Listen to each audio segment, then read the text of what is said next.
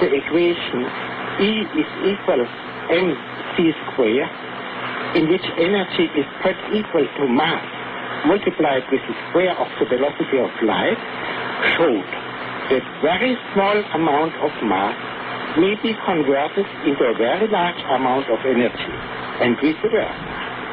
The mass and energy were in fact equivalent, according to the formula mentioned above. This was demonstrated by Proclas and Walton in 1932 experimentally.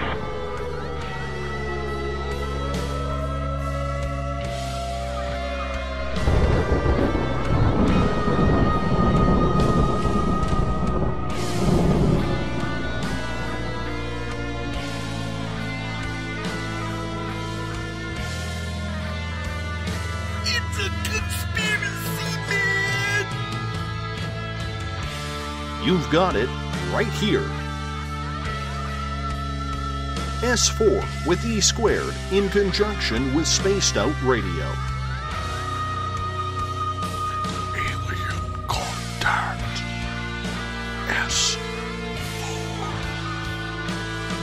UFOs. Bigfoot. 9/11. The Greys. The Illuminati. Cover-ups. RH negative blood. What are they hiding from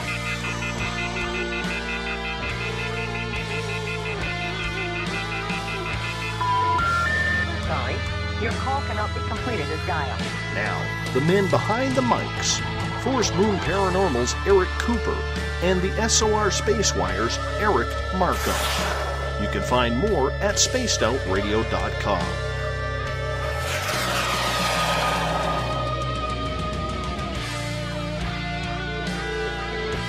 Remain seated, please. Permanecer sentados, por favor.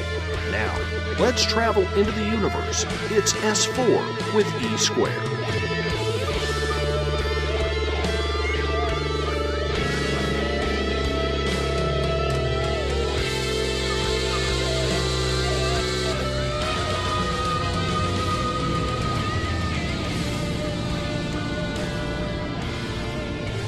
All right, good evening, everyone, and thank you for joining us here on S4 with E squared. It's myself and Eric Markham as always, and the views and opinions expressed in this show do not reflect that of Spaced Out Radio. These are our own opinions, our own research, and our own views, and have nothing to do with Spaced Out Radio. Just got to throw that in there. And tonight, Veterans Day is over, and Markham and I are both veterans, so we're going to actually take this show a little bit different. We're going to talk about Veterans Day and being veterans and whatnot, but, you know, and I speak for myself, and I think Markham agrees, but as a veteran and having served and been through 4 combat tours, I look at the state of this nation today and shake my head. And not because I don't give a damn who won. The point is, somebody won. So we need to, we immediately following the election, Wednesday morning, should have been some form of normalcy, and everybody should have said, okay, Clinton conceded, Trump won, let's see what he can do, and let's move forward. No. Oh no. I've never seen more hatred, more bigotry, more racism, more, I already have words to describe it, but more chaos going on both on Facebook, on the news, which I don't believe anyway because the media feeds it. But really, people, come on now. What do you have to say about all that, Markham? I expected it because the outcome wasn't what they wanted. This is what happens when everybody gets participation trophies at sporting events. It's a bunch of whiny ass little spoiled brat kids that need a ass whooping more than anything. Plus, keep in mind, a lot of this stuff is being funded from agents, people like George Soros and, I can't think of the guy that owns the New York Times. This is being funded from outside. And you have these people yelling Black Lives Matter, and 90% of them are white. So, what the hell's going on here? I was watching Fox News, and one of the faces that showed up was one of the people. If you watch, he shows up everywhere. He's one of the crisis actors. They seem to pull that one chick off to the side because everybody got to where they recognized her, but this guy shows up at a lot of them. I don't, I mean, we're talking, and I'll throw my theories and I guess conspiracies in here later in the show. But, and I don't know what to think of Bernie Sanders. I think Bernie Sanders meant well in the beginning. I think he would have been an awesome president. But I think he got threatened. I think he got paid off. And there he goes, buying a $600,000 house. Yes. And, yeah. But yeah. Here's your consolation prize. Go buy a lakefront property somewhere. Here's $500,000. Enjoy. Yeah, I think Bernie drank the Kool-Aid. And Wednesday, I've got a good friend here in the county. His girlfriend's Mexican, completely legal, been here forever. I think she was born here. I'm not sure, but she's walking down in a couple towns away. And these guys with Trump T-shirts and a big 4x4 jacked up, the typical stereotype, having all three wearing Trump T-shirts, throw beer bottles at her from their truck while she's walking and say, "Oh yeah, Trump won. Get ready to go home now." Really? Come on now. And really, come on now. And then on the other end of it, you got... Well, I think the problem is you've got people confusing the people that are here. Okay, but this is what I'm trying to say. Put it in the context of, okay, you've slipped into this country illegally. Okay, bad on you. However, if a government is so liberal that they're going to give you money and give you food, hell yeah, you'd be stupid not to take it. People should be more angry at the people at the part of the government that has enabled these, basically a slave class of, undocumented workers in this nation. They ought to be more angry at the institutions that have bankrolled this than being mad at the individual people. Throw beer bottles at the food stamp board if you're that upset. No, I think part of the problem, and getting on Trump for a second, I think Trump, if you look at the videos, he was overboard, and that fed the fire for his followers. And now that he's won office, it gives the radical followers of his a free ticket.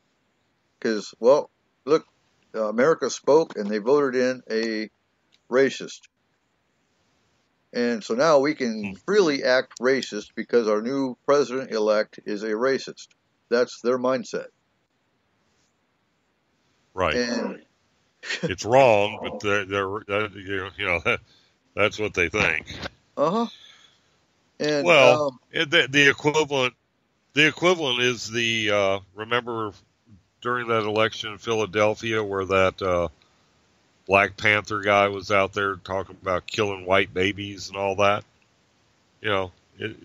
There's idiots on either side. It's just what you get away with depending on what kind of idiot you are, I guess. what they need to afraid what's understand. happened. The pendulum swings, and I'm afraid now it's going to overcorrect toward conservatism and racism before it can get stopped. Yeah, I and think what they there's a need to lot of understand, pent up. you get up behind a There's podium, you get on CNN, you get on interviews, and you have followers, whether they're radical or not, and it doesn't matter what you say, you're still going to have those 2 or 3 people sitting in the sidelines going, oh, that's what he wants. Oh, I'm going to go do it. Yeah. And that's what happened.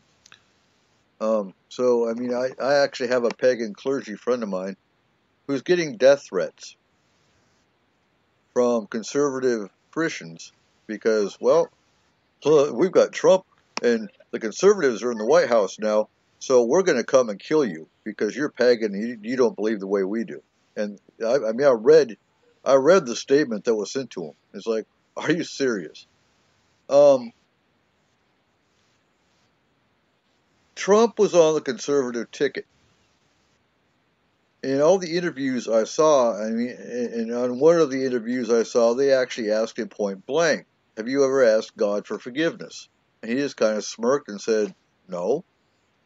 And so you've got all these conservatives that are backing a non-Christian, essentially. Now, if you look at his running mate, who is Pence, Pence is about as a radical Christian as you can come by. He's the one they want in office. So if anybody needs to watch their back, you know what? Trump's either going to get on the train and be pressured by them to do all the social work they want changed.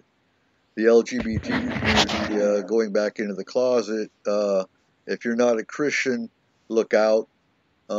Things of that nature. And I'm not fear-mongering by any means because I'm not scared of them. I've got legal teams. I've got, and we've got plans that are going into place to handle all that crap if it does happen. I'm not worried about it. But as a pagan clergy myself, for the last almost week now, I've had to try to calm people down and say, look, we're not going anywhere. Nobody's going anywhere. And regardless of what they try to say in the White House, if it changes, nothing's going to change. Hell or high water.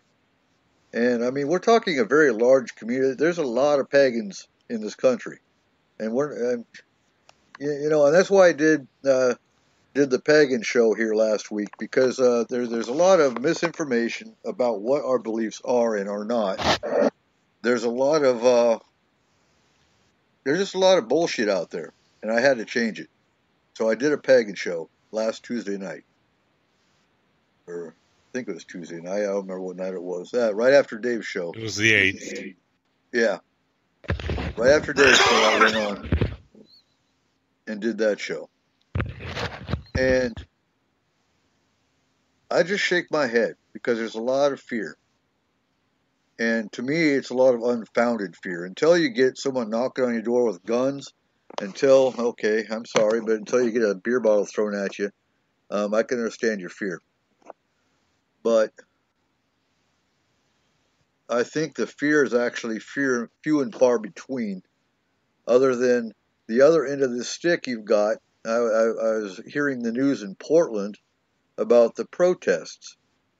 Now, the other thing we're looking at is you've got protesters. They're anti-Trump. Now, on top of just a simple protest, you've got anarchy groups that are mingling with the crowd and turning a protest into a riot. And that's what happened in Portland a couple nights ago. Anarchy groups are going to take advantage of chaos. Just like, I'm thinking here,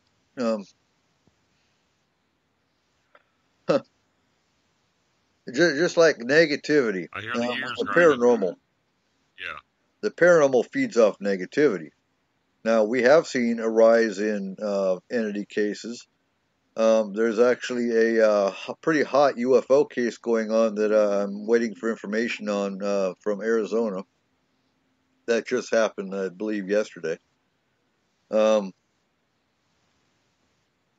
We're we're still looking live on this end. Hit refresh.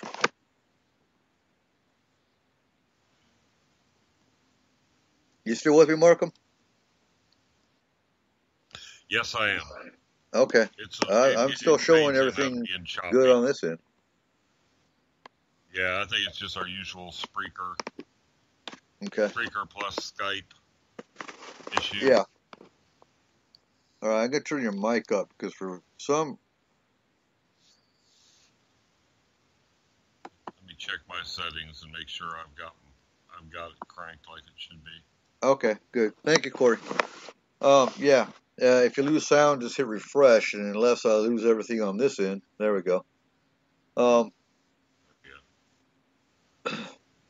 So yeah, getting on Trump for a second. Hillary's out of the picture as far as I'm concerned.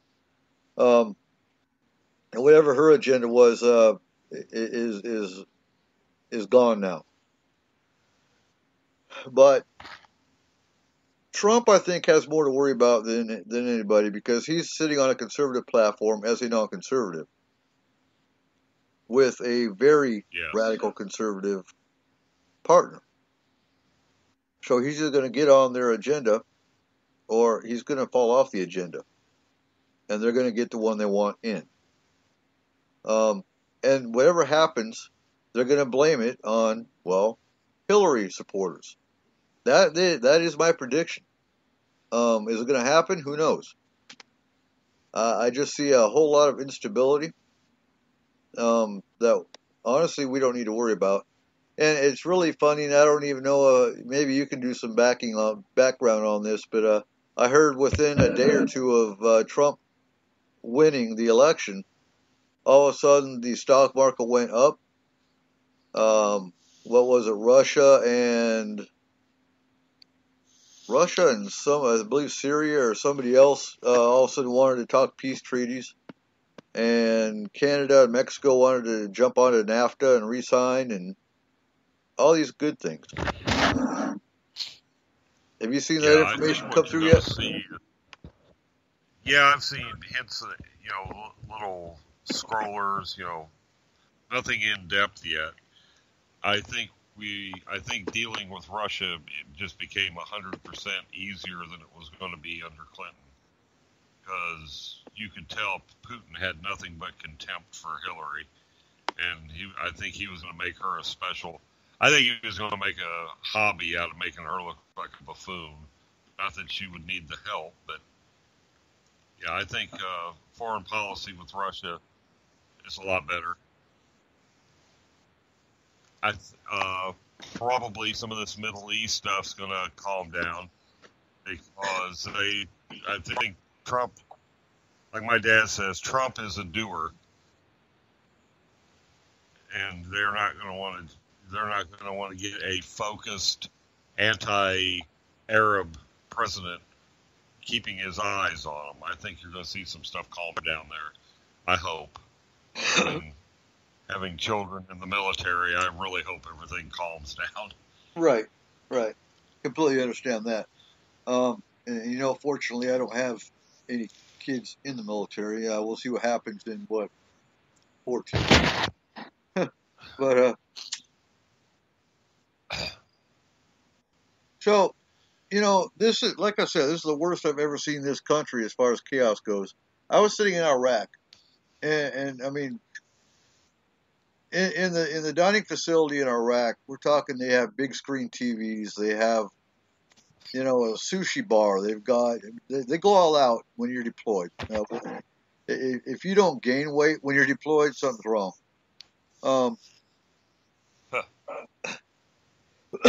But I'm sitting there. I remember it was Christmas time, or it was November, going on Christmas time, and I saw the whole country in an uproar over Starbucks cups and saying Happy Holidays instead of Merry Christmas.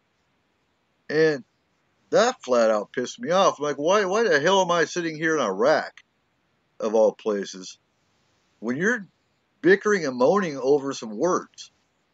Come on now. And now, and that's why I wanted to bring this up, because now as a veteran, and we're sitting here, why did we deploy? what were we serving for? If this whole country is in an uproar and complete chaos. I mean, I'm waiting to wake up tomorrow and find out we've broken into civil war, for crying out loud. I don't know if it'll get that far. I think what you've got is a paid street theater, and eventually, I just don't. I think it's going to be by the middle of next week, unless they really amp things up. It's just going to be old news. People have such a short attention span now. They'll get their week of fame and being seen. I think they better take a hint that the reason somebody like Trump got elected is the rest of us are a little bit tired of their whiny asses and would like to see a change. I mean, we went from a generation that stormed the beaches in Normandy to a bunch of whiny ass little snots that have to have safe rooms and crying rooms on campuses. Come on, give me a break. Yeah, and the political correctness and all the other crap. I agree. I do agree with that. But there's got to be a balance. I think it's going to take somebody extremely. Well, I think you're going to see balance happen, but when you have something, we had swung so far to the left that people my age, people your age, people my dad's age are thinking, what the hell? What country did I wake up in today? We didn't recognize the United States. So now I think I think we're going to have a backlash that's going to be ultra conservative and overcorrect before things get back where they need to be. I don't think it's going to take as long for things to get centrist as it is for them to. I don't think it's going to take 8 years to get back to normal. I don't think it's going to happen overnight either. No, it's going to take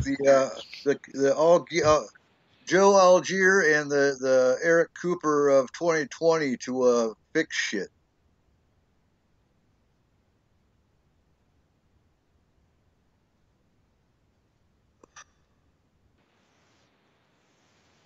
We'll see how Trump. Yeah, as Corey said, the pacification of America. Exactly. Yeah, I hear you, Corey. Well, I remember talking to somebody. This was back in the 90s. I had a kid that did phlebotomy for me who was a Navy veteran, and he had been a corpsman. And, I think he got out as a second-class corpsman. The best he could do in the civilian world was a phlebotomist at a hospital. But he said when they were in boot camp, they were issued something called a stress card. And if you were, the company commander was jumping your ass, you wanted him to stop, you could pull out your stress card. And they had to. I thought he was kidding. No, that was in 95. I thought it was a joke. Nope, that was in 95, 96. Exactly. It was in 90. Yeah, it was in 96 when Scott worked for me. I swore I thought he was having me on. Nope, that was 95, 96. And it pissed the drill sergeants off because they couldn't get a damn thing done, because anytime they started actually getting stuff done, you had some dumbass private that pulled out a stress card and they had to back off. Now, when I joined in 89, I actually had a drill sergeant grab me by the throat and pick me up off the ground because I had 2 left feet. I mean, I couldn't march. And I pissed him off, and he snatched me up by the throat, and he picked me up off the ground and said, "Check it out, Private. You need to start marching." And I was so pissed off, I shut up. And he's like, "You okay, Private Cooper?" I'm like, "I'm fine, drill sergeant."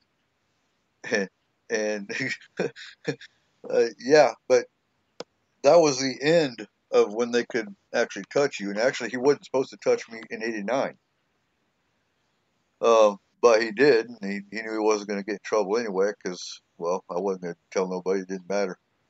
But Well, yeah. When I was in '81, they weren't supposed to. I don't believe they were supposed to lay hands on you, but they would. They'd run your ass ragged. They had. We had a guy. He was a machinist mate chief, and he was Chief Henry.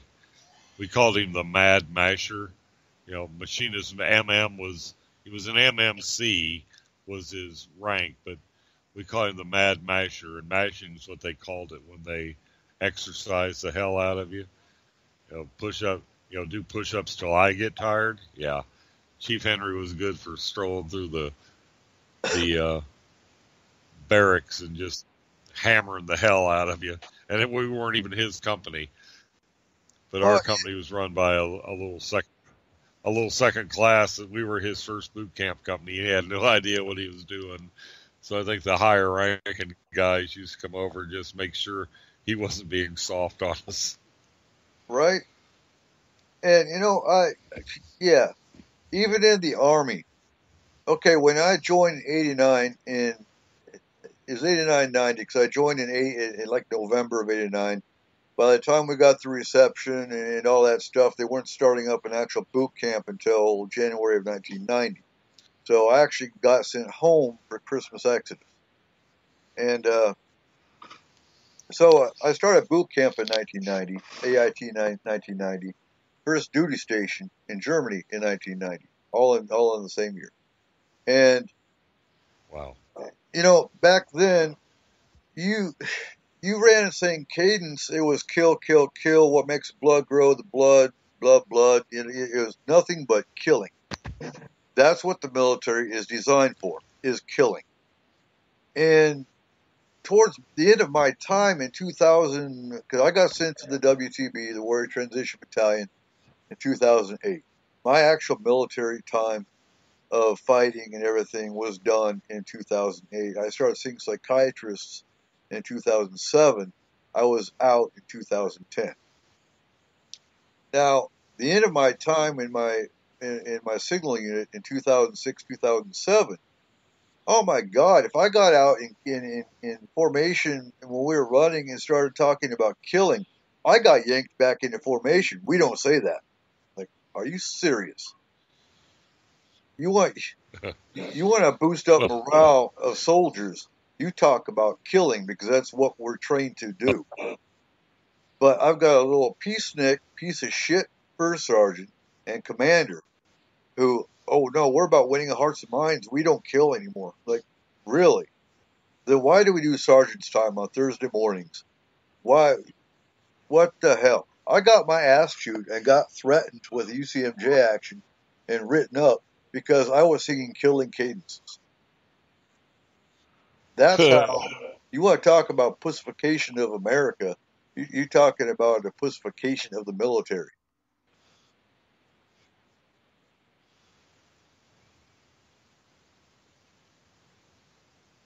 Yeah, it's gotten bad. My oldest daughter is in there, and just, I'll ask her, I said, do you really, you really can't discipline these guys? Or, she's an E7 and she's got guys that work under her, and she, it's more like, oh, is there anything I can do to help you? Is there something that, your knee problems with? And she says, I don't know where all these pussies are coming from. And now this is she's she may be a girl, but she's her unit nickname when they were in England, when she had the top intel unit in the Air Force, was the Hammer. She don't weigh 90 pounds soaking wet, but apparently she can use every ounce of it. Strictly business on that. That's why it comes to that. That's why she's an E7. Yeah. Because, okay, the way the military works is once you hit E4, you have to go to a board. of all the first sergeants in your battalion to get promoted or to get promotable status to make your E5. But you can pass the board and be promotable, but you have to go to school, PLDC. Now, once you make the points, because it's a point system, and I was maxed out on awards, oh God, my first 2-3 years in the Army. And it was like 50 points. Like 5 points for this, 6 points for that, 10 points for that, whatever. But you have to go to PLDC, and then you're promotable. Once you make the points that the DOD puts out, then you get pinned your 5. They didn't give me my 6 until I retired. It's like, oh, yeah, you're 19 and a half years, you're medically retired, here's your E6. I go, thanks. Gee, I could have used that a long time ago because I was doing the damn job of an E7, But it all goes down to points. Now, depending on what your MOS or your job is really based on how many NCOs they need in that particular rank is what the points are kept at. So they'll drop the points until they make their 5 E7s, and then they'll raise the points back up. So yeah.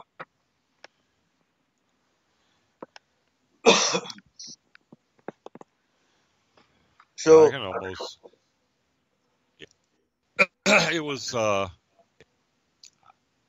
It was kind of labyrinthine when I was in. Of course, I was in a rate that they wanted to have more petty officers in, but it was you had to have time in service, and then you had to take the test.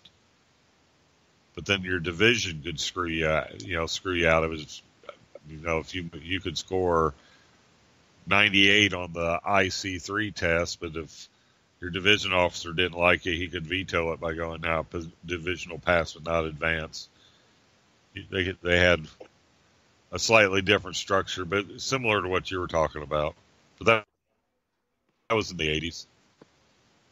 Right. And now to make your E6, you have to go to BNOC. You got PLDC for your E5, you got BNOC, which in my particular MOS as a mechanic, because I was already a medic anyway, but as a mechanic, I had to go to a phase 1, which I went to. Phase 2, they had to send me to Dugway Proving Ground. That's where, I think it was Dugway. Dugway Proving Grounds, I believe, is where all the maintenance NCOs went. And I didn't make it that far because they sent me to the WTB. But, yeah, it's all based on a point system. And they keep the points high until they need them. Now, if you're infantry, you can make your rank pretty quick. That's why you see a lot of NCOs in infantry units. And infantry units also issue out corporal. Now, a corporal is still an E4, and they still get E4 pay, but they have NCO responsibility. So, yeah, you didn't really want to be a corporal because a corporal is just kind of a pain in the ass.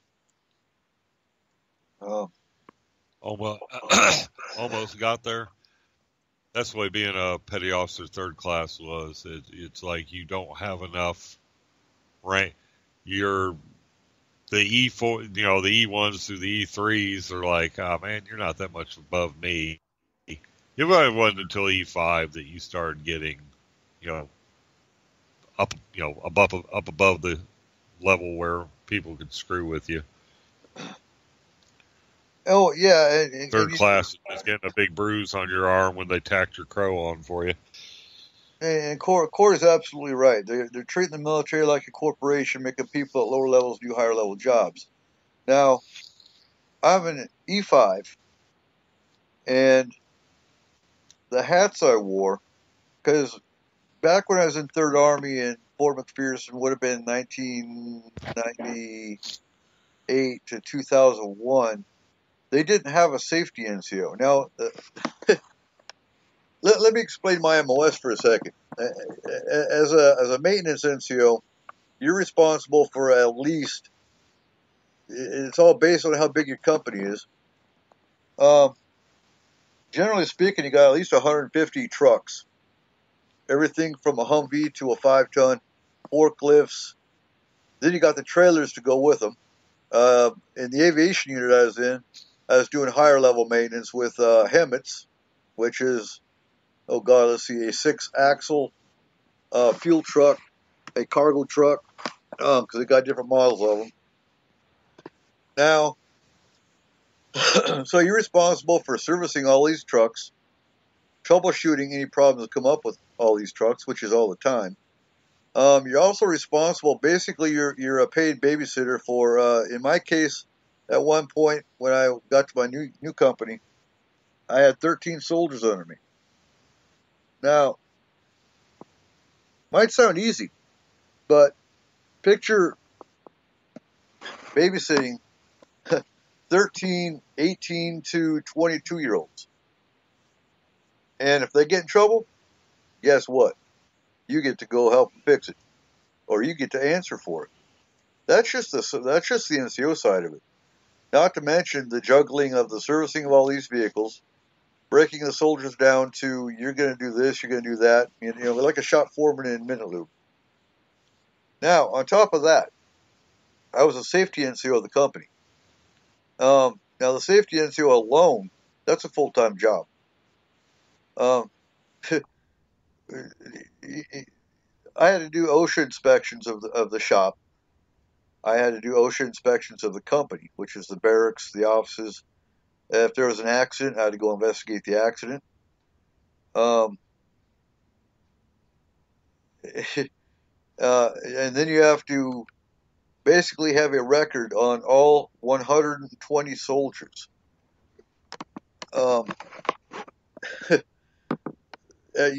Things I had to identify, and I kind of set this program up on my own based on the school I had to go to, because I had to go to an OSHA school. And it was actually an OSHA contractor that did the school. So I am actually civilian OSHA inspection certified from the military, but it's still federal. So basically I had to go through, do a complete, and if you've ever seen the OSHA inspection, it's a good, 40 to 50 pages just for the inspection sheets. And now, when it comes to the records of all 120 soldiers, I identified who's a swimmer, who's a non-swimmer, what kind of allergies everybody had, driving records. I can't even think how to explain in civilian terms. And why we did swimming, because we had to do swim testing twice a year. And that's where you jump into a swimming pool with your boots on and your full uniform. And if you can't swim, I need to know that as the safety NCO. Now, as a safety NCO, I also answered directly to the commander. So if I had an issue, I bypassed everybody and went straight to the commander with issues. On top of that, towards the end of my career, on top of being the safety NCO, I was also the battalion master driver. And at battalion level, that means I'm the driver instructor for all these privates that come up. And I mean, we're talking some privates, they're like 19 years old, ain't never driven before or even been behind the wheel of a car because, well, I'm from New York, Sergeant, and we took the bus everywhere. Like, oh, great. So now you're going to get behind the wheel of an 8-foot wide truck, 4-wheel drive, and I get to go, oh, God, no. I wish I had Xanax back then.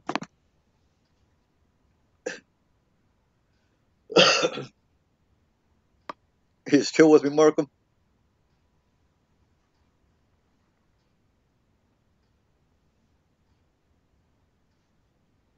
Oops.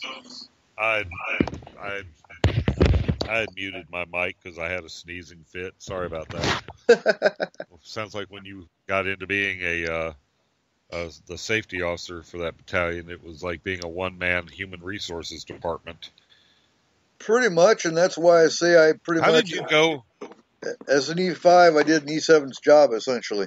I had the other company safety NCOs coming to me for fucking advice, and they were E7s and E6 E7s and whatnot, And I had an E7 motor sergeant, racist guy, that really got bent out of shape because I would go, "Where are you going, Sergeant Cooper? I'm going to talk to the commander." "Oh, why?" "Well, because I work for the commander." And he couldn't get it through his head. And the commander gave me authorization because as a medic, they put me in charge because we didn't have any medics. In a signaling, you don't have any medics. And they put me in charge of all the combat lifesavers as well. Now, combat lifesaver, if you're not familiar with that term, they actually stick IVs. They know all basic first aid. I'm trying to equivalent, put them in context with an EMT. They're not quite a civilian EMT. Civilian EMTs actually don't stick IVs. A combat lifesaver does. More like a paramedic. No. Combat more like a paramedic. No, combat medic is a paramedic. Combat lifesaver is a 1 week crash course on how to stop bleeding, how to do CPR, how to stick an IV. That's the extent of it. No, what I did was the equivalent of a paramedic / we did a lot more training with chemical warfare, with nuclear warfare, and the injuries that come with it, as well as, I guess you could say, low-level PA. Because a lot of combat medics can actually jump right into PA school and pass without much further education.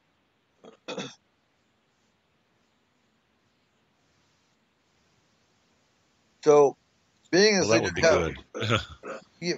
didn't have any medics, and I was a prior service medic, they put me in charge of the combat lifesavers. Now we're getting ready to go to Iraq again, so I built up their medical kits to include a stethoscope, BP cuff, taught them how to use it, all the IV stuff they needed. I basically gave them a combat medic's bag. And I went straight to the supply warehouse and ordered all this equipment off the company's budget. Put the kits together, trained everybody how to use them, and then I've got my motor sergeant, my E7, going, "How come you spent $30,000 of the company's budget?" I'm like, "Well, because the commander gave me the approval for it, for the combat medic, the combat lifesavers." Oh my God, that guy went through the roof. Whoa, I have to, it's like, you don't have to answer to nothing because the commander's the one who gave me the authorization for it. And, oh God, yeah, I was ready to get out. I was ready to get sent to the WTB by the time I got done with this guy. I forgot which ship it was my dad showed up on, and I don't think they had something happened and they lost their corpsman. Dad had been to Corps school, hated being a corpsman, so he got to, he just wanted to be a sailor. He got to be a bosun's mate, but the ship didn't have corpsman, and it turned out him and some other guy Dad had been to Corps school, and I think the other guy had been to some Corps school or got through. Anyhow, they became the corpsman. And when Dad was in, there were so many of the old World War I, World War II veterans that they were trying to get to retirement status, give them at least, something to have a little more retirement, that it was almost impossible. He could ace the test for bosun's mate and still not get his crow because there were so many longevity points for these old guys that were in, 30 years before him. But he was doing, at one point, it seems he told me today, he was E3, but he was doing an E5's job. He was in charge of a deck division. And that's common. That's common. I think that's where Corey's talking about. Now, I think they would do good if they would have gone back years ago and did this, but I know Christopher and others that have disabilities that can't make it in, if they put them in logistics jobs, and let the military focus on the fighting force. Because there's soldiers in finance, there's soldiers in personnel, and they don't need soldiers for those jobs. They could be using more civilians, and they already have. They've civilianized a lot of it, but why have a soldier doing that job when you can have someone that wants to be in the military but can't make it go in and fill those positions? And then you pull everybody into artillery, medics, because I wouldn't put civilian medics in there. No, I think our own combat medics do a good enough job. But, even maintenance, have maintenance contractors come in. We actually have a company called Scoop'em that actually does most of our any unit that's getting backlogged on services and that kind of thing. Because you figure I can knock out a Humvee service in probably 2 days, and that depends on how many issues I have come up with it. Whether it's ball joints, that kind of thing. And if you've got 30 services because somebody didn't schedule the services incorrectly, then you're backlogged. And, the unit I was in Germany, oh my God, they sent me from Charlie Company 701st to Bravo Company 701st. My first sergeant was cool as hell, but she didn't know what she was getting into. She sent me over there thinking they needed high-speed NCOs because that's what they said. Well, she sent me because she saw me as a high-speed NCO, and they treated me like complete crap. We're talking, we worked till 10 o'clock in the morning, did PT at 6:30 in the morning, went to work at 8:30, 9 o'clock, and didn't leave the shop until 10 to 11 p.m. every night, including Saturdays. And we're talking, this is garrison. This ain't combat. This is garrison. Because we had a dirtbag NCO that didn't know how to juggle. And the trucks we had were HETs. Now, I'm not sure if you've ever heard or seen or, a HET is a super truck. They carry, it's a high-tech, completely computerized super truck. I can't even think how to explain it. It sits about a good 15 to 20 foot up in the air. And it carries a flatbed. These things are so big, they carry tanks. They haul tanks around. And they had a fleet. This is a transportation company. So they had a whole fleet of, at least 40 or 50 of them. And they're always breaking down because they're all computerized. So they sent me to this hellhole. And I was the battalion safety NCO in that unit. So I actually answered to the colonel and the major, or the XO of that unit, when it came to the safety aspect. And that place was a nightmare. It was a straight up nightmare. We actually had one truck. Oh, those things are huge. You seen them? Oh, you're looking at a picture? I just did an image. Yeah, heavy equipment transport. Yeah. Holy crap. Imagine trying to work. Where's the ladder to crawl into that damn thing? It's got one built onto it. Jesus. Now, we had one that Wow. we actually named Christina. And you can imagine why. This truck actually started up on its own. It wasn't a computer thing. There was no computer glitch because they actually had the HET company, the civilians, come in and look at it. And they couldn't figure out what was going on. They replaced the brain box. They replaced everything they could. That truck, it didn't change a damn thing. I took some other pagan soldiers by it, and I said, one of these trucks is haunted. And they laughed. And we're walking, and we're walking, and we're walking. And they stopped. Right in front of Christina. And they're like, oh my God, I don't like that truck. Apparently it went to Bosnia, and it ran over somebody.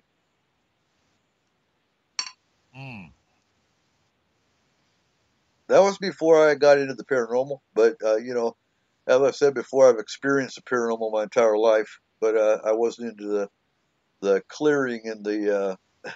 That was the same unit I was in where we had the haunted house that we lived in that we actually ran away from.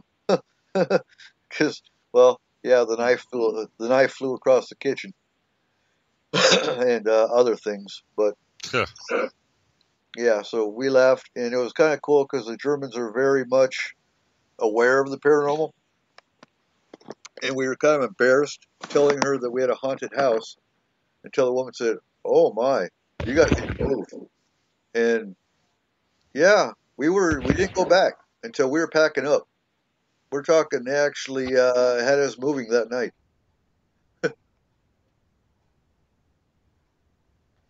But yeah, that was Christina, and she cranked herself up. I don't remember. This was years ago. I don't remember if she moved by herself or not. I think she did, if I remember right, because it was more than just the truck starting up on its own. But yeah, that's a hit. Now, if you want to see something even bigger, that's even cooler, look up the M88. M88.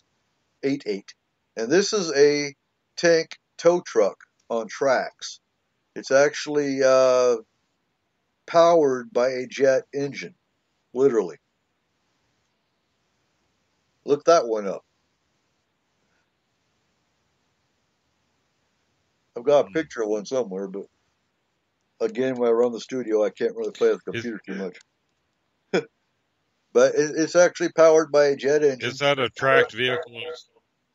Yeah, it's a tracked vehicle. Is that a tracked vehicle? Yeah, the M88 is a tracked. I see it, yeah.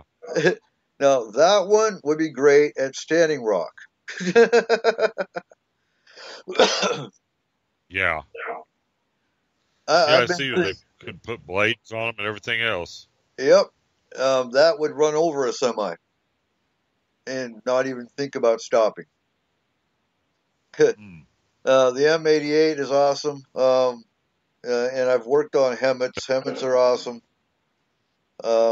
They actually have Jake brakes in them. Changing out the starter in a Hemmet, now that's another story because it's about a 150-pound starter. And putting one in by itself, I've done it before, is a real pain. I've worked on everything from cranes to forklifts, 10K, 4K, 6K. I've worked on Hemmets, 5 tons, deuce and a halves, Humvees. Oh God, what else? That's about it. Because when you talk Humvee, you're talking about 6 different models of Humvees, everything from the ambulance, the 998 to the 997 to the 996. Okay, the variation they use for the IEDs, if you're talking about a truck, you're probably talking about a LAV, Christopher. And that's an LAV. And that's actually what they have at Standing Rock, but that's on the wrong side. That's actually what the police departments are using.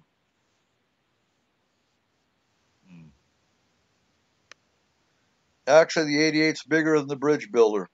Tripping. The Bridge Builder is about half the length, and then it's got the bridge attached to it, obviously. But yeah, I know what you're talking about. I was in Triple Nickel Engineers for about 2 days until they moved me. They sent me to Fort Lewis on a compassionate reassignment. My last tour. We won't get into that story. That's part of my life I like to forget because I have an ex that was very violent, and So anyway, we got sent to Fort Lewis for a compassionate reassignment because I was supposed to be non-deployable at that point in time. And I went to reception at Fort Lewis, and they sent me to Triple Nickel. Well, Triple Nickel was getting ready to deploy, and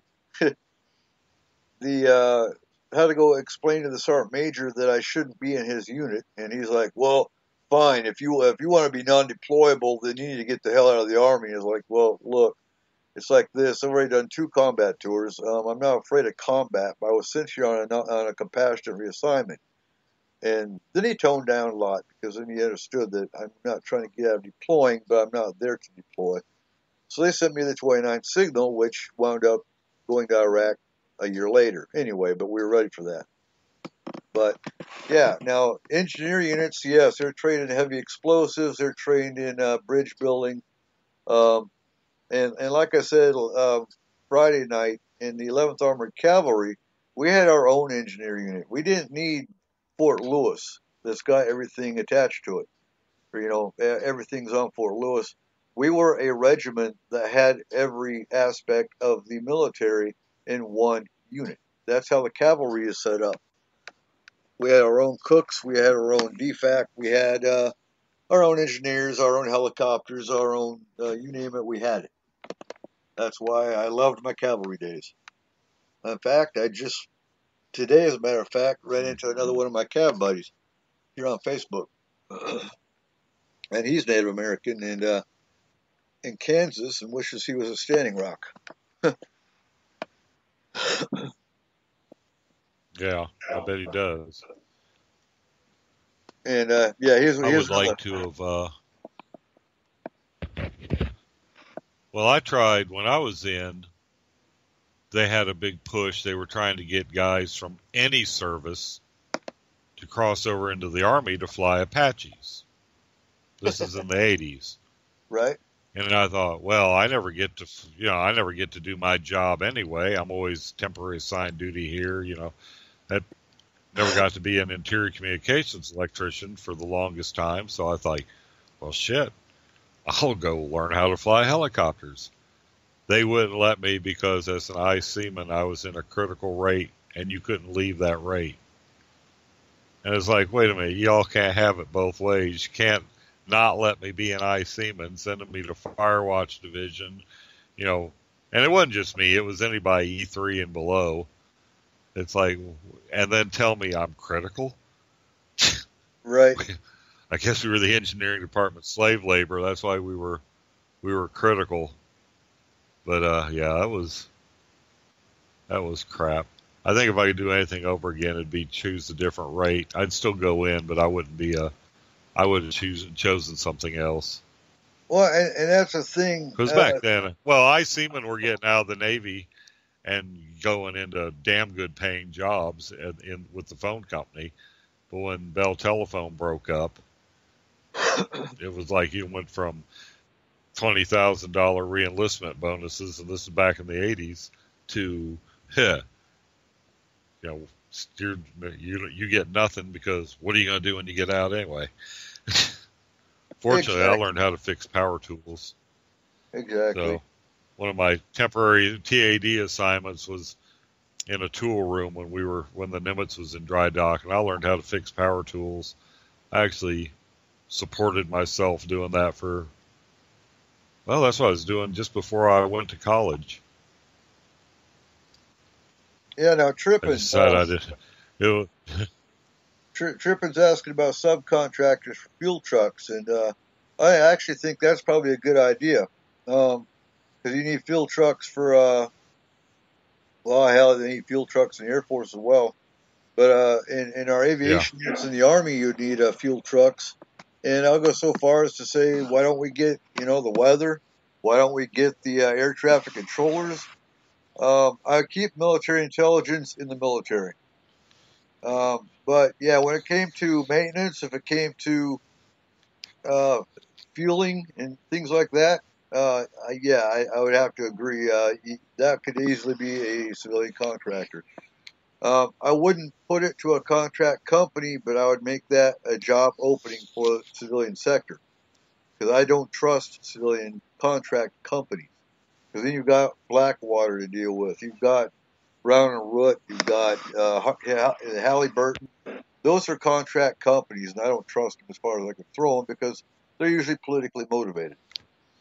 But you open up those jobs to the civilian sector, then by all means. Now, on the Apache, oh my God, now that is, you would have had fun with that one.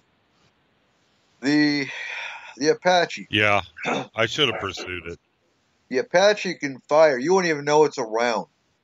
It can fire from 2 miles away. It can fly upside down, inverted. The transmission can be empty, and it can fly for up to 30 minutes with an empty tranny. oh God, and I'm not sure what kind of technology you know about with the Apache, but I know the helmet. When you turn your head with the helmet, the main gun in the front turns with it. I actually worked with a guy who was a retired. What's the?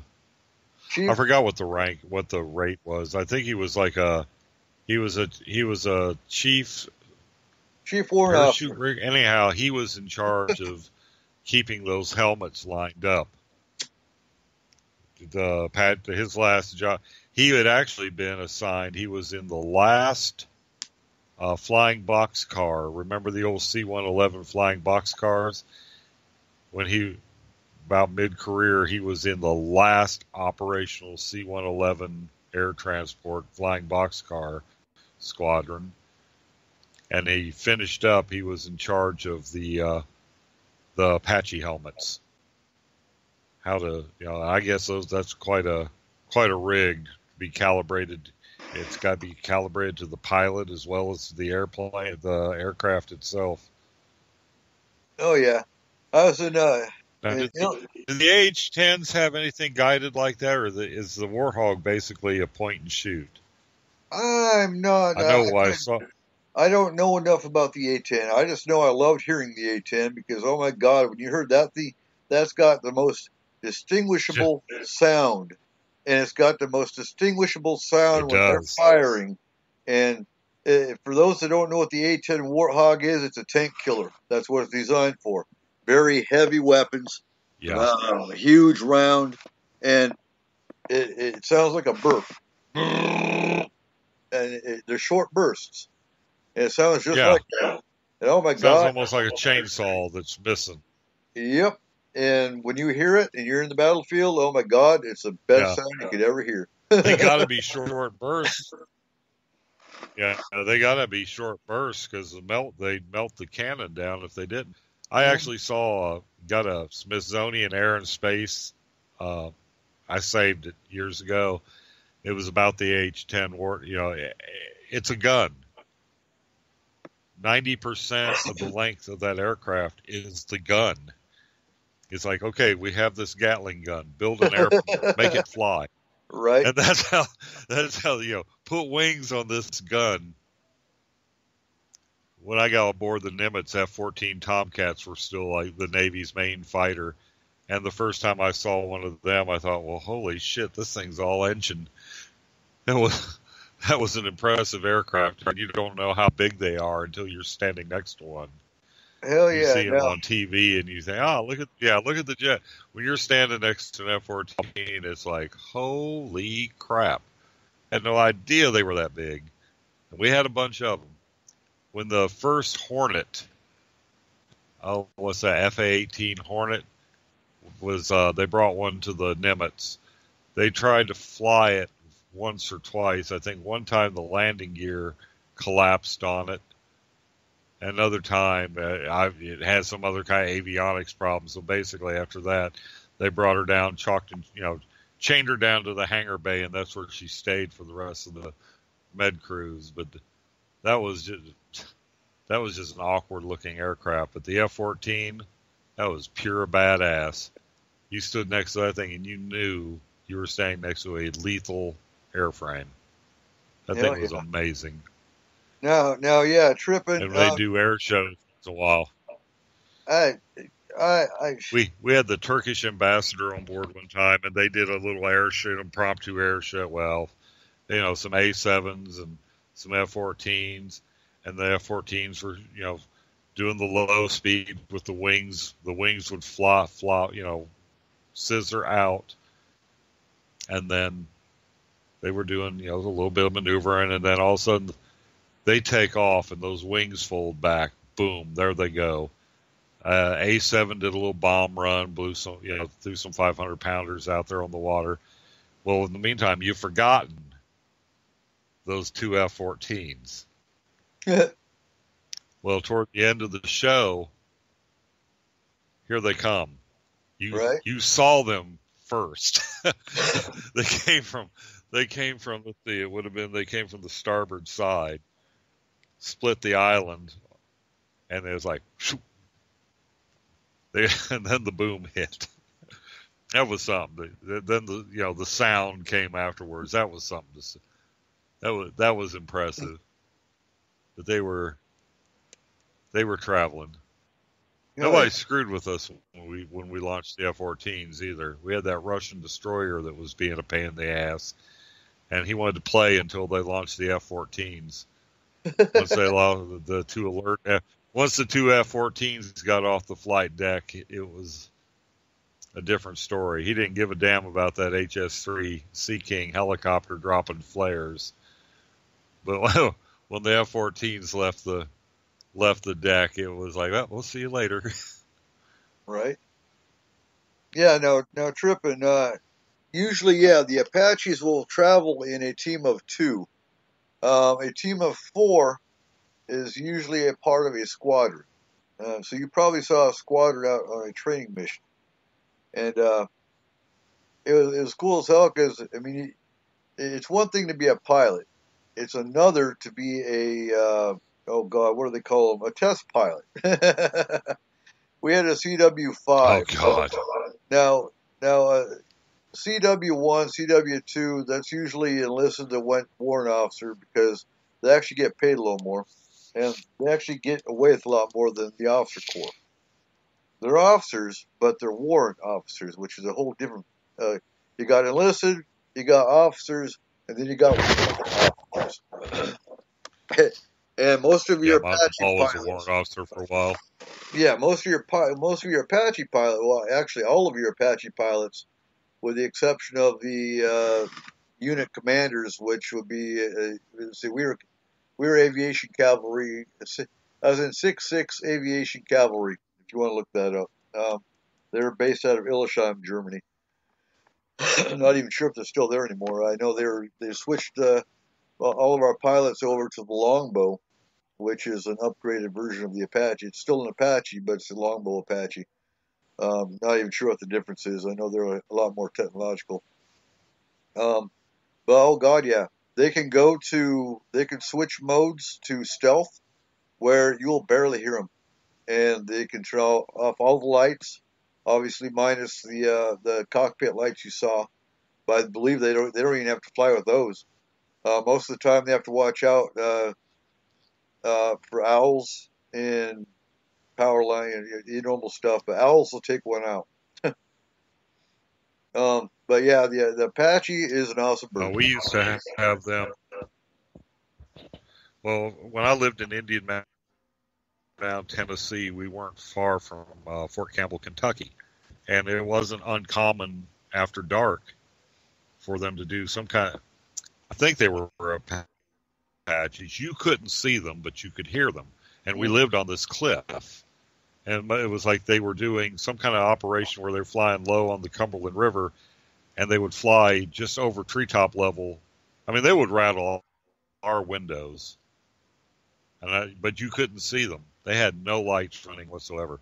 No, and every once in a while during the day, you'd hear a AH-10, you'd hear a Warthog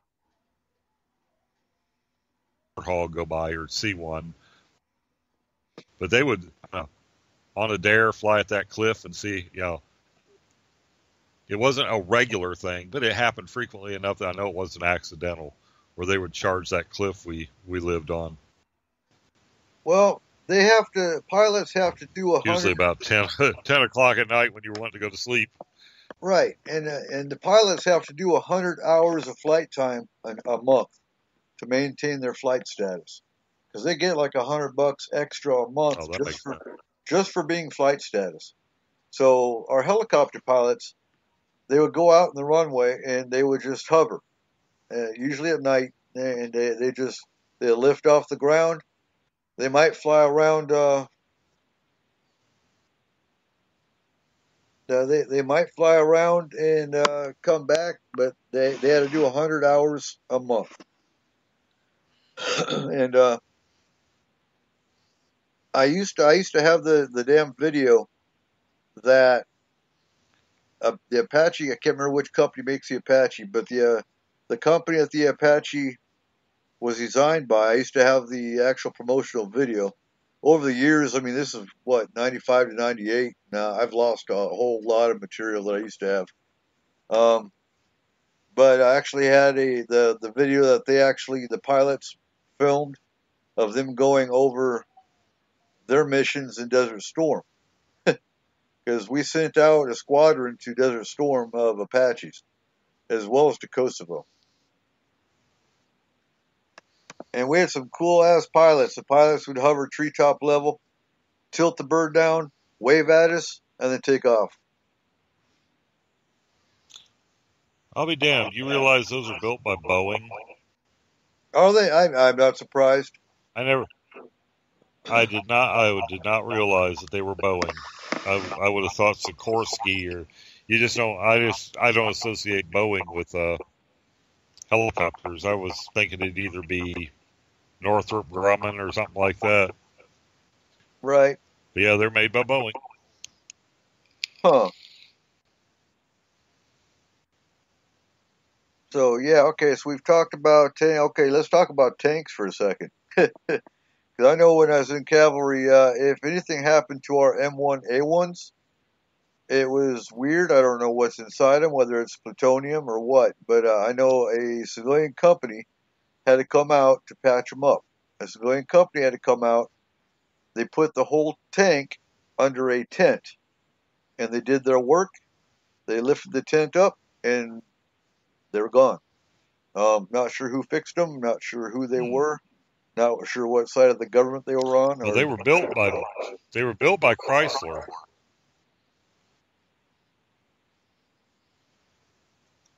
I'm pretty sure they were. Well, that's the when only. They first came. When I think it was. That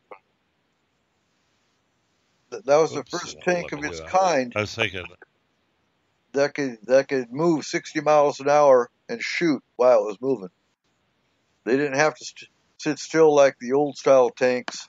They actually shot while they were hauling ass down the road. The old Patton. Yeah. Well, you got the Patton, you got the Bradley.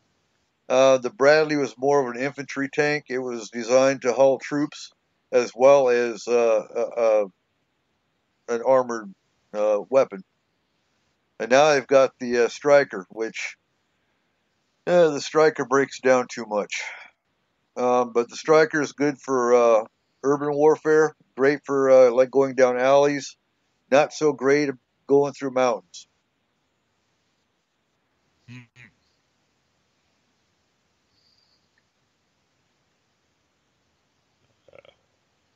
Let's see. I'm trying to follow.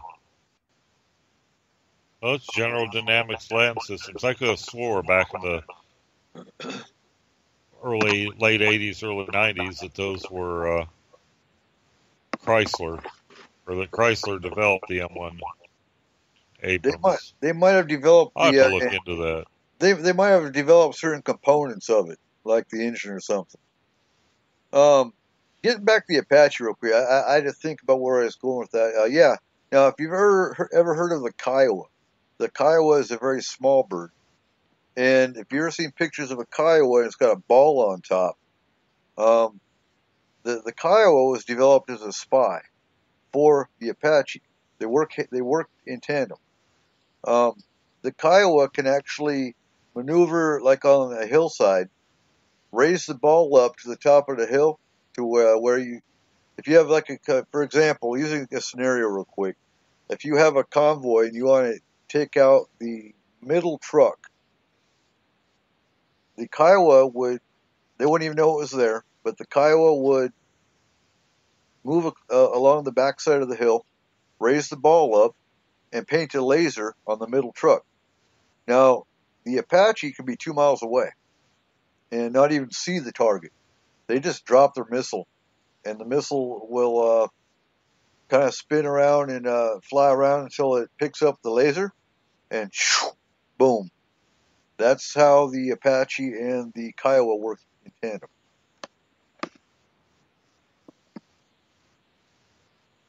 So being on the bad side of the Apache, you wouldn't even know it was there. It would be 2 miles away, or you could even have an infantryman. You wouldn't even need a Kiowa.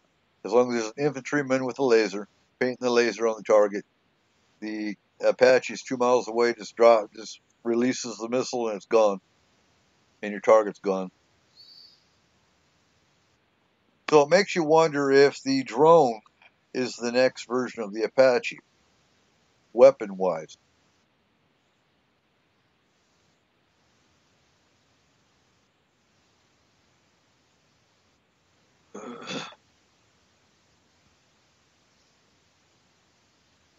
You still with me, Markham?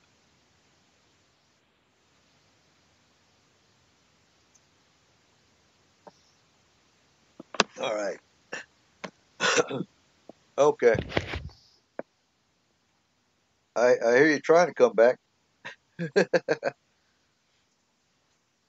So, when I was in the cavalry, my chief was an 18 Delta, and an 18 Delta is a special forces medic, and he was a special forces medic in Vietnam. Crazy son of a bitch. Very, very cool guy. Wish I could find him one day.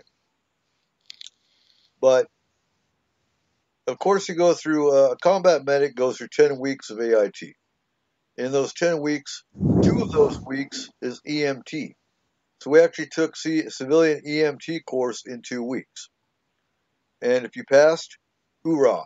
If you didn't pass, oh well, you can still be a combat medic. Yes, I passed.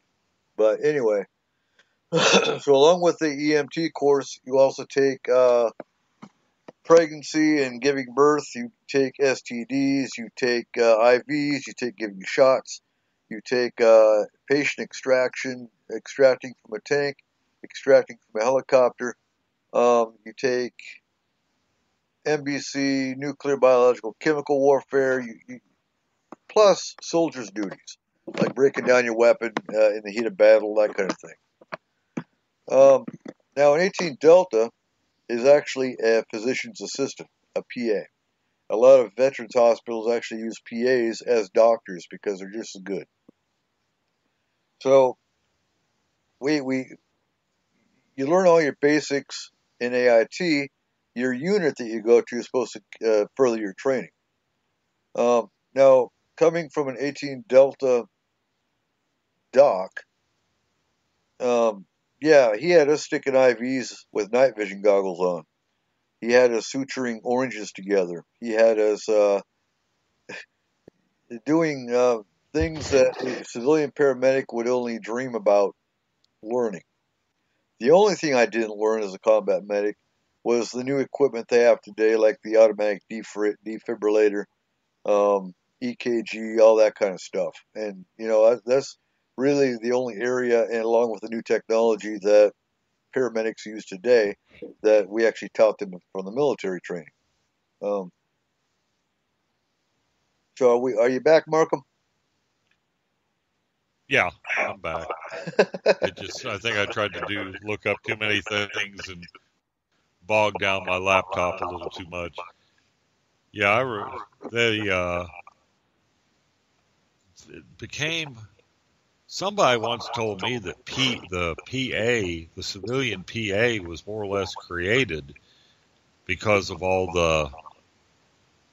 the D14s you're talking about. That these guys come out, they were better, they were better than nurses, but they weren't doctors. So that the PA thing sort of sprang up. I see a PA. Yeah. Instead of a primary. I think I get much better care from a PA than I've ever gotten from you probably doctors. Do, because a doctor doesn't have hands-on. A PA does. And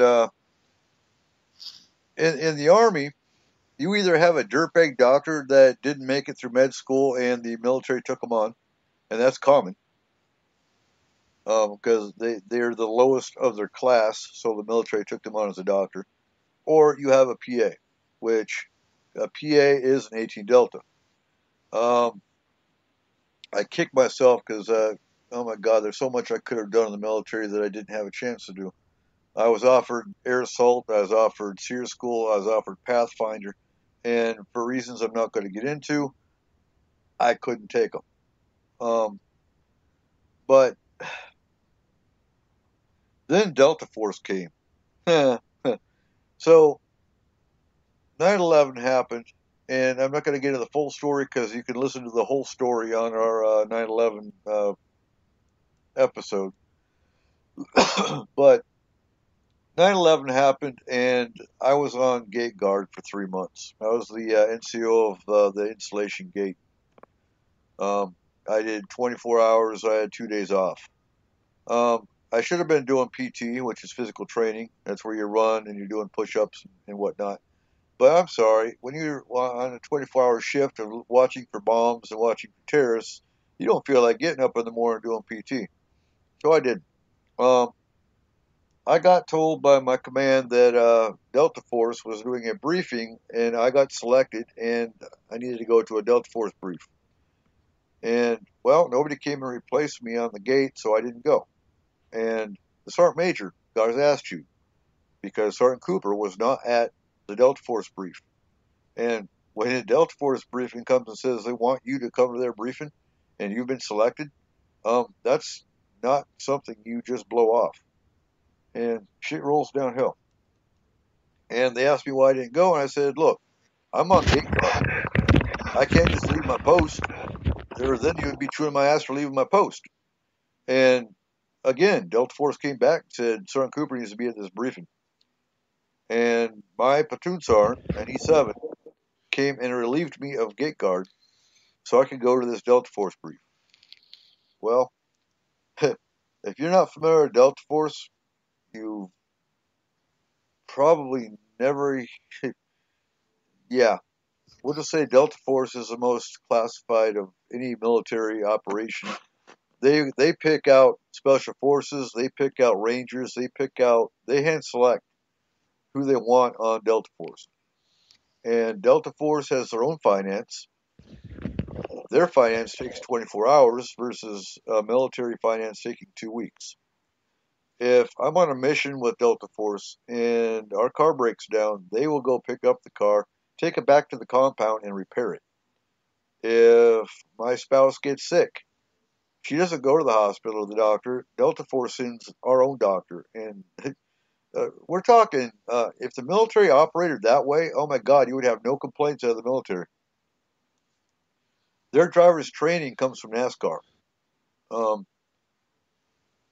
If you get put in a Delta Force unit, you have 5 weapons that you can pick from. You can look through, you can go shopping, you can look through a catalog and say, I want this for my team.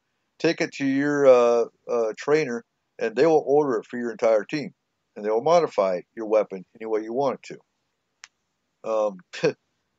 If you've seen Black Hawk Down, I've seen it once. It's all I could handle. But there was a Delta Force guy in Black Hawk Down. He was the guy at the very end. I can't remember his name. But that would be Delta Force. They get to have beards. They have long hair. They fit in. And honestly, if anyone says they were Delta Force, they're full of shit, because if they actually were Delta Force, you wouldn't know it. I could talk about it because I never went Delta Force. I tried out and I missed it by 1 sit-up. Oh, yes, Lord. you heard me right. 1 sit-up. Well, that's like in if you were in if you were in Clarksville, Tennessee, which you can't tell where Clarksville, Tennessee, and Fort Campbell, Kentucky. You can't tell where one ends. It's one big glob of city. 6 Special Forces walks. That's their main base. That's their turf. And you would see all the air, all the airborne rockers on cars and all that.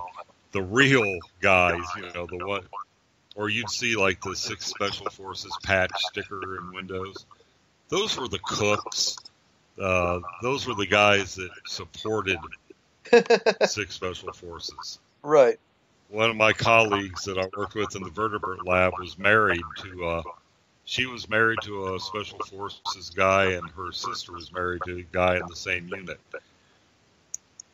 We had a Christmas party at their house, and the A-team showed up. And I also got real A-team.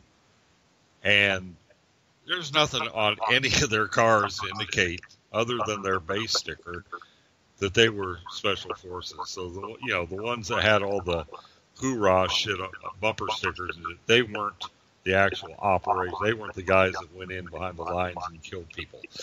No. They were the cooks and the support staff. And even the actual special forces guys were low key.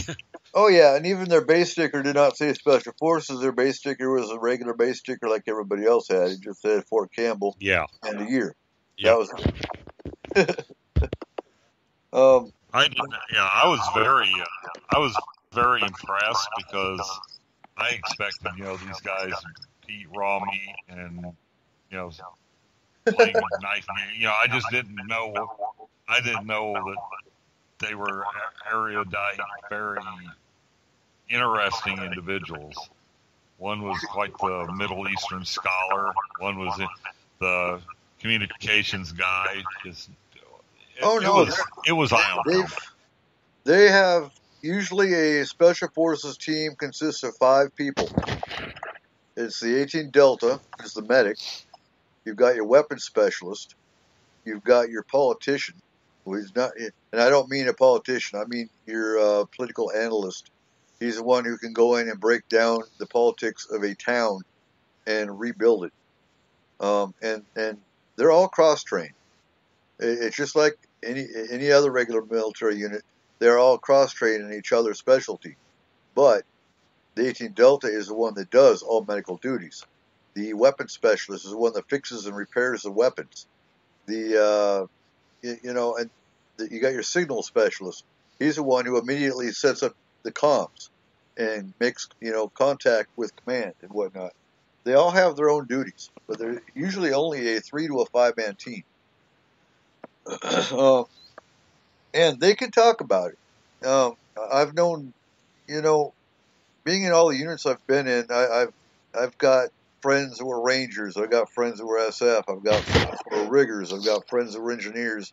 I've got EOD specialist buddies. I've got sniper buddies. I mean, I've made friends in every aspect of the military over the 19 and a half years I was in. So they can tell you they're special forces. Delta Force, however, they're government.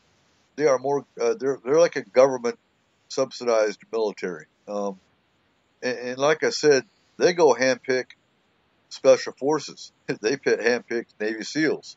Their team consists of special forces, Navy SEALs, Rangers, and then they go through and they pick out NCOs and all the other units that have seen combat, and that's why I got picked out. But they look at records. They figure out who's going to make it, who's not. Now, had I made my one sit-up, because I had to do, I passed my push-ups, and their push-ups are not like any the military does. Oh my God, I did 55 push-ups, and I was spent, because I'm used to going fast. When they did their PT test with me, they actually had their hand on my elbow to make sure every push-up was completely locked out, which that wears you out a lot faster than just, going fast. And so then I had to do my 63 sit-ups, and I did 62. I couldn't move after doing 55 push-ups and 62 sit-ups. And then I wouldn't have passed the run because I had to do a 2-mile run in 15 minutes flat. And, no. And then after that, then you have to swim an Olympic-sized swimming pool with a rucksack and full gear on. And there's no way in hell I was going to make that, but I figured I'd give it a shot. And out of 120 soldiers that went to this briefing, there's only 2 of us that showed up for the PT test. So yeah, they can do a briefing, but they don't get a lot of people to jump into it. Had I passed the PT test, we would have been packed up and gone out of Germany the next day, never to be seen from again. Wow. That's how fast they move. And yeah, most of their training is in the jungles or the woods of North Carolina. Delta Force, Special Forces, All of them are on Fort Campbell. That's their headquarters. But now every base, Fort Lewis has special forces and Rangers. Every base has their own special forces, or has a unit of special forces and Rangers.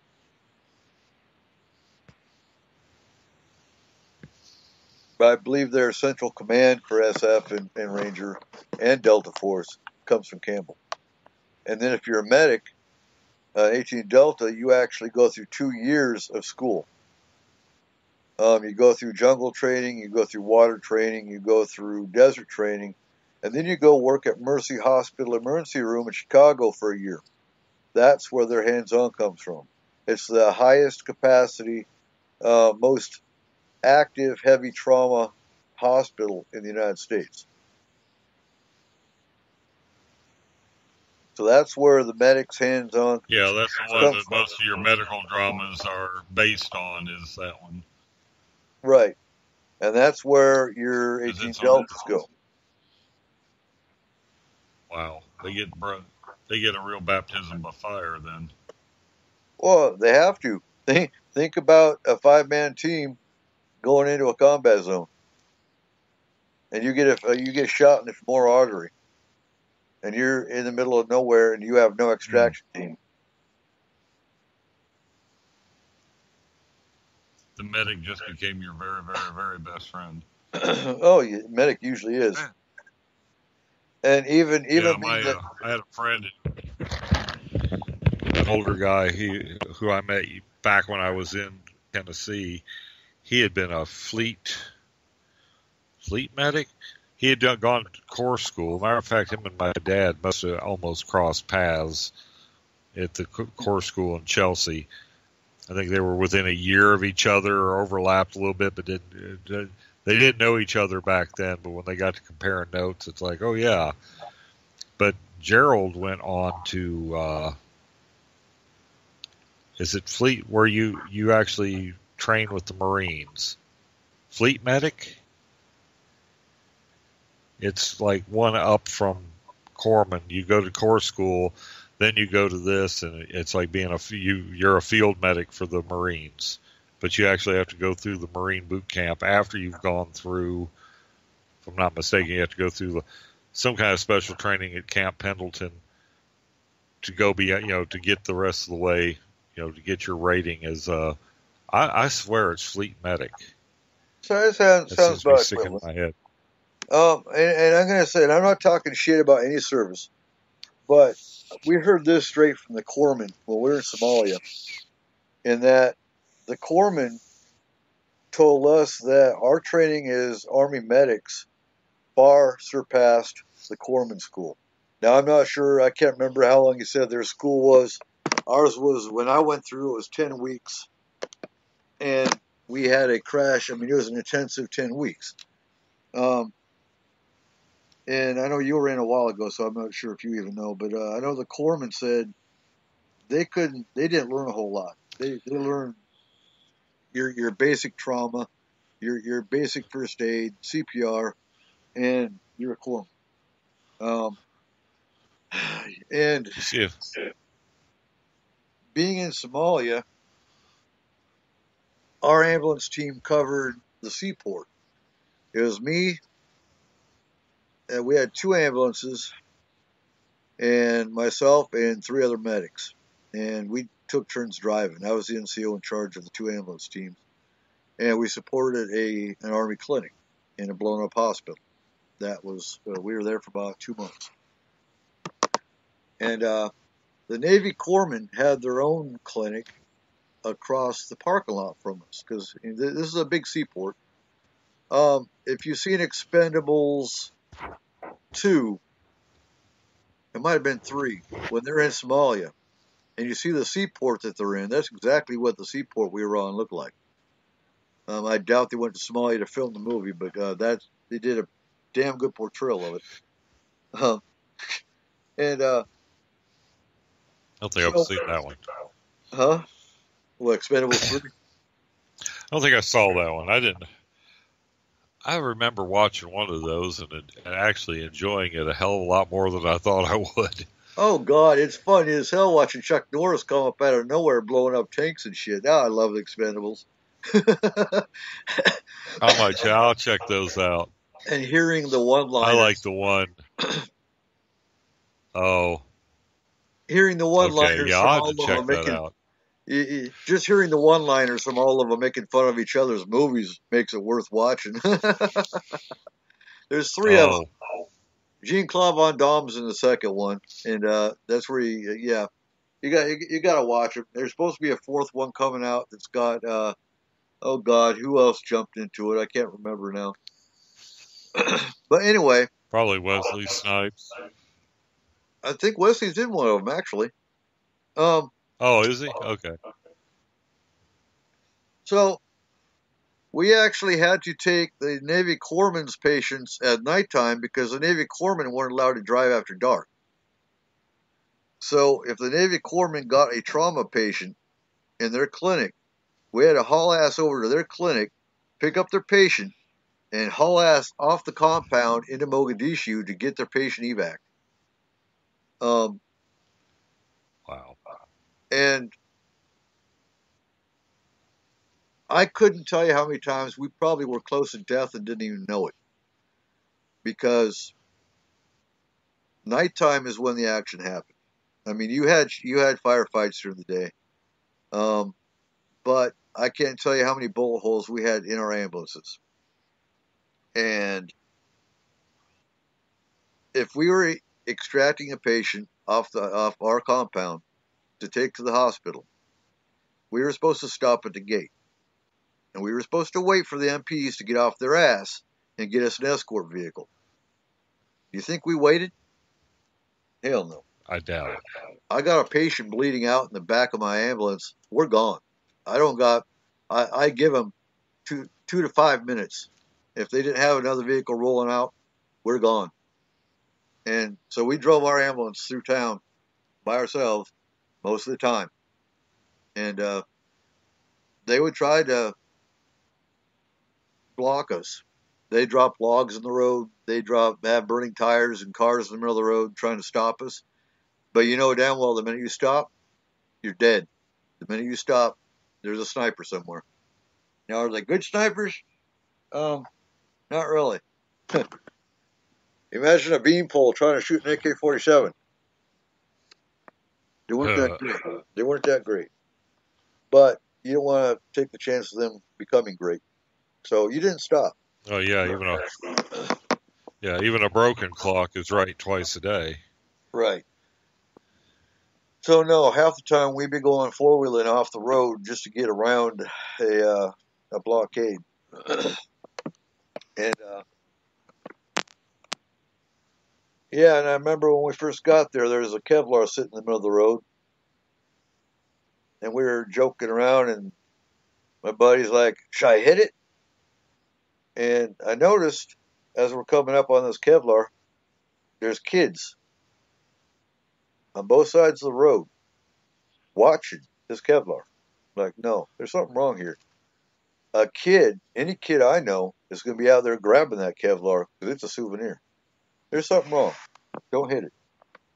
No one in our convoy hit that Kevlar. It blew up that night. But yeah.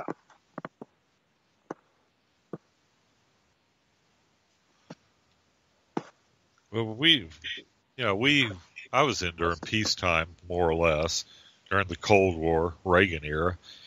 But, there was weird shit that would happen.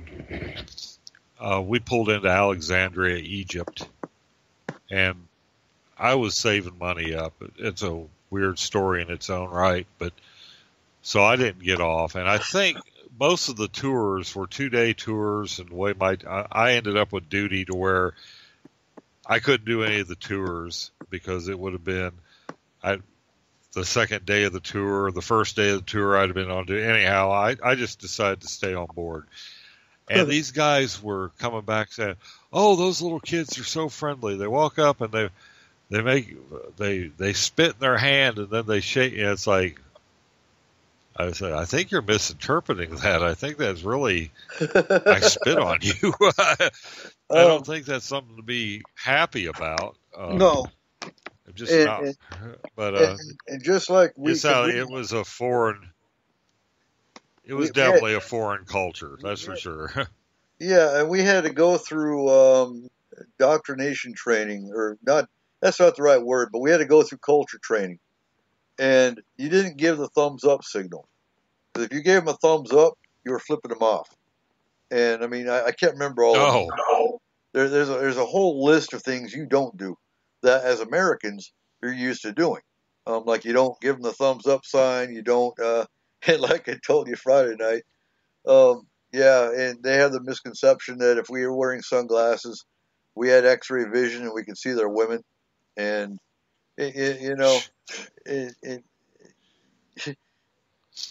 yeah, and Green Berets eat babies.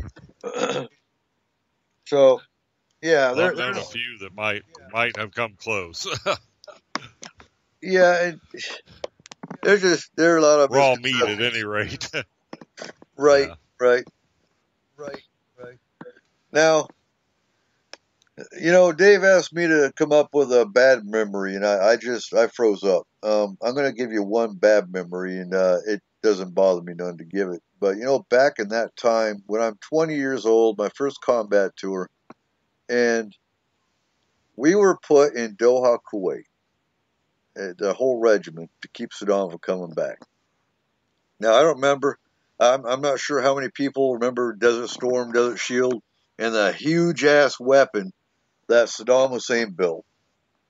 And it was like a 3 to 4 story tall tube that shot Scud missiles.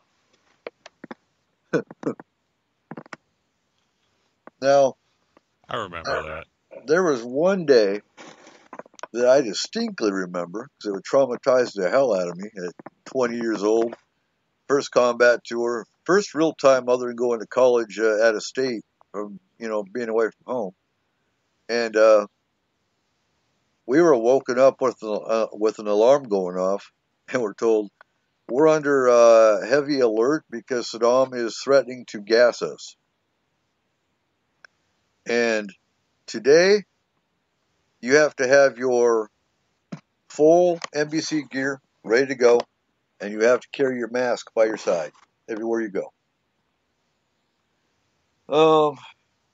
Yeah.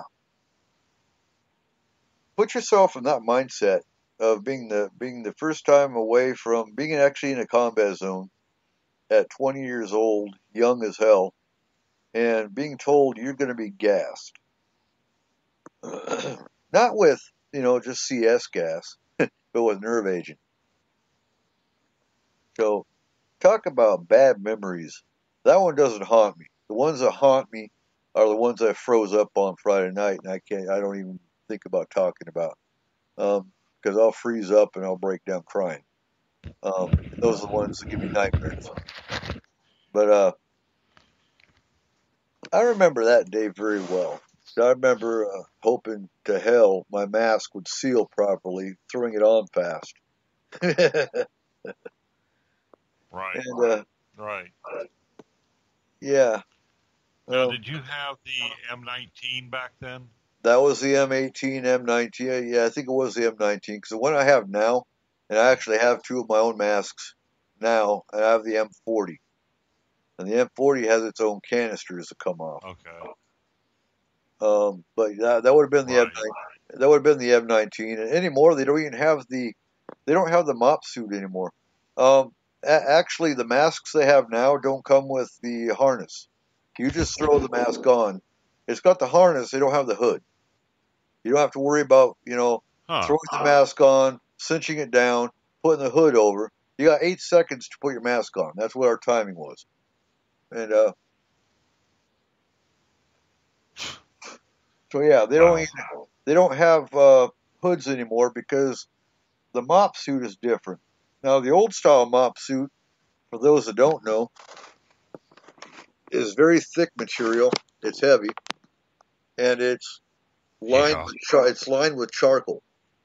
So if you actually have a suit that is broke you actually broke out of the package, all your clothes be covered in charcoal when you take them off. And Yep.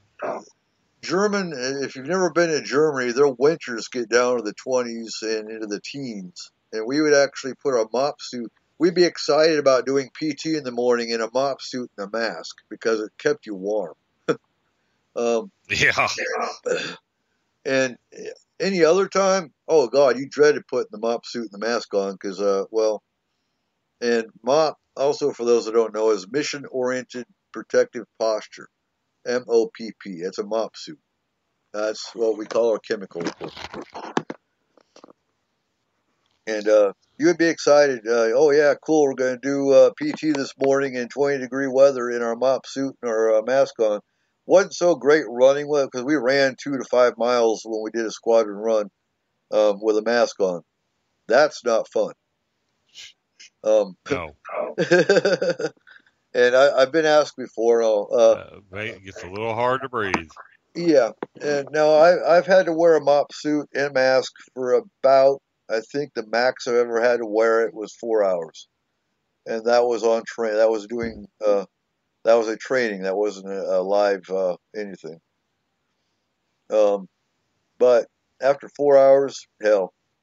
And even our guys that are in Iraq or Afghanistan now, if they have their body armor, and Kevlar on, oh my God! You take the temperature that it is there, and you add about 20 more degrees with that body armor and Kevlar on. So you figure it's I don't see how they do it. It's about 120 degrees out. You just put 140 degrees on your body. That's sauna temperature. Yeah, I'd rather be in a sauna. When I was in college, because we were a state university, we could go. There was like a surplus clearinghouse. Dr. Scott, who ran the reptile lab, vertebrate lab, went there, and he saw these green suits. He thought, "Oh, that's great. They're real heavy, thick. That'll be great for doing field research in the winter." They were mop suits. Yep. He didn't know what he had till he brought them back, and they tried to wear them, and that charcoal got all over everything. Needless to say, they ended up piled in a little corner somewhere. Oh, I imagine. Yeah. But yeah, he thought he had scored. It's like, oh wow, we've got heavy winter gear. We're going to do some wild stuff. You know, I don't know what he was thinking he was going to do as a vertebrate herpetologist in the winter, but anyway, they didn't see much use. And I also still have a radiation alarm. It looks like a black watch, and it'll scream if it picks up radiation. It's a one-time use, though, so I just keep that around in case. Well, it hasn't gone off with the Japan incident, but you never know. They were TLDs. I won't repeat because we might have women listening what we said TLD stand for, but it was a little belt dosimeter that we wore because I actually have been in one of the reactors for the Nimitz. I was shadowing a third class. I forgot what we were doing down there. He said, I need an extra hand. Come with me. And I just got you couldn't even go down to aft or forward IC without your TLD because it was close enough that they wanted to monitor your radiation dose. But yeah, I was all jazzed. It's like, yeah, let's go. We're going to see part of the ship, and we'll go in there, and there's this round. The room itself was semicircular. There's an officer who looked like, your typical pencil neck geek, and then two enlisted guys who were also what the kind of guys is like, we see you around the gaming table, and they were the nukes. They were the couple, but there was a nuclear officer and two guys that were monitoring, and when we got out of there, I said, "What was those little portholes that they were looking at? What was on the other side of that?" It's like, "Oh, dude, that was the reactor core." It's like, will I ever have children now? Right. But yeah, we had to turn that TLD in every 3 or 4 months. We had to take it to a little shop, and they never told us. I mean, I wouldn't have known I had a lethal dose until the hair started falling out, but we had to get it regularly checked. And then they give it back to you, slide it back on your belt, and away you go. And, God, don't lose that little thing. And we have about 7 minutes left of the show. The show actually went pretty quick. Yeah, it did. Let's talk about our military for a second, though, because what a lot of civilians don't know is, did you ever have to have anthrax shots?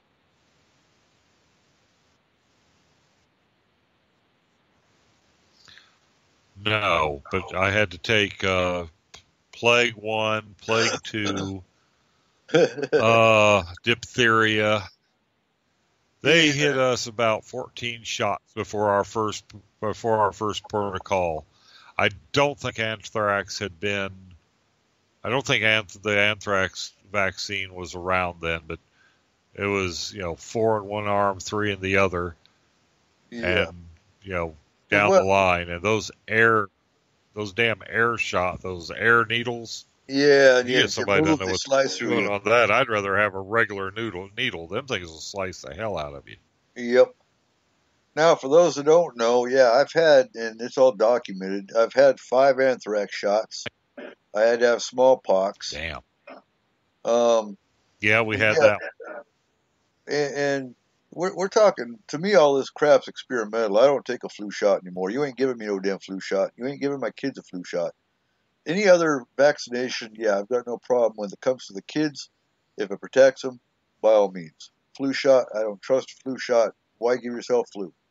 But in Somalia, they were terrified of malaria. They gave us what's called mefloquine. Mefloquine makes you crazy.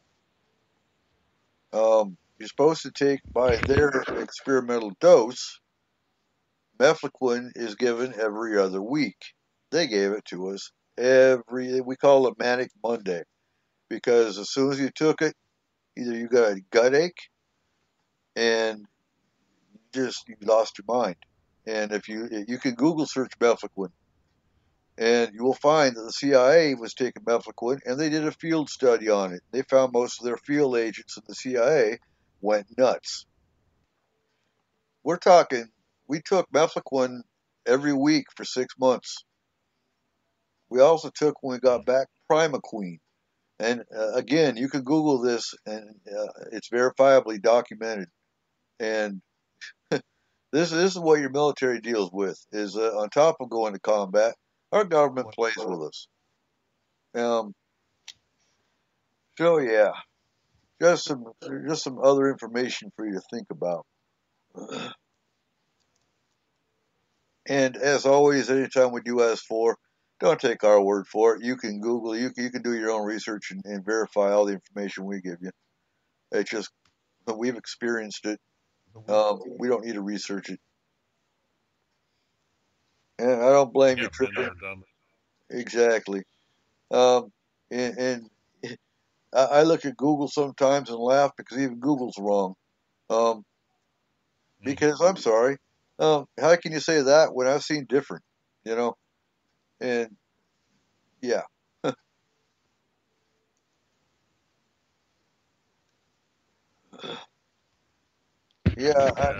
As a healthcare professional, I have to take the flu shot every year, and it's not a matter. There's a process for getting out of it, but they make it very, very, very difficult. But yeah, if I don't take the flu shot by a certain date, I'm down. You're fired. No ifs, ands, or buts, no reviews. It's like you're fired. So we make sure, I make damn sure I get my flu shot just within the first week, that just in case something goes wrong and I have to get it again. This is the first time ever that I've waited till the last week to get it, and that was because I work a week on, a week off now. I missed the flu shot clinic at my facility. So, yeah, it's not, they're not joking around. And I kind of feel like they're overstepping, but I also feel like I like my paycheck. I like my Jeep Grand Cherokee. I'll take the flu shot because it allows me to keep my job and to keep my Jeep Grand Cherokee. But this is the first year, I will say this is the first year I took it that I didn't get sick. I didn't even realize I'd had the shot. And tripping. First time ever. Actually, I got a tattoo back in 91, 92, and I got no trouble. What they worry about with tattoos, as long as it's not seen below the arm. All your uniforms are long-armed, or long sleeve anyway, as long as it's not seen below the sleeve. I believe they cracked down on that now. I actually had a skinhead roommate that had cobwebs on his elbows. Until he shot his buddy in Kuwait. Supposedly on accident, but I don't think he lasted in the Army very much longer after that. Anyway, any last words, Markham, as we wrap it up? Nope. I think we covered everything we needed to talk about or wanted to. Exactly. All right. Can't think of too much. Stay tuned for next week. Next week we're covering the Philip Schneider lectures. Corey should be excited about that because that's going to cover aliens and UFOs and a whole bunch of other stuff. So start researching the Philip Schneider lectures, and we'll be covering that next Sunday. Awesome. All right. And that's the man who claimed to have been in a shootout with Grays. Was it Area 51 that his encounter took place, or was it another base? He was in Dulce, New Mexico. He was supposed to have been Dulce, that's right. He was in Dulce, New Mexico. He got assassinated. Well, he got... How'd he die? He got killed with piano wire, I believe it was. Well, yeah, they said that he was under care, a physician's care, and was hooked up to an IV. But it seems to me they found IV tubing. If I remember right, I'll read this again before next week. But I'm thinking that they found him strangled with IV tubing in his bed. He was killed, and that was shortly after he started coming out talking about it. Anyway, y'all have a good night.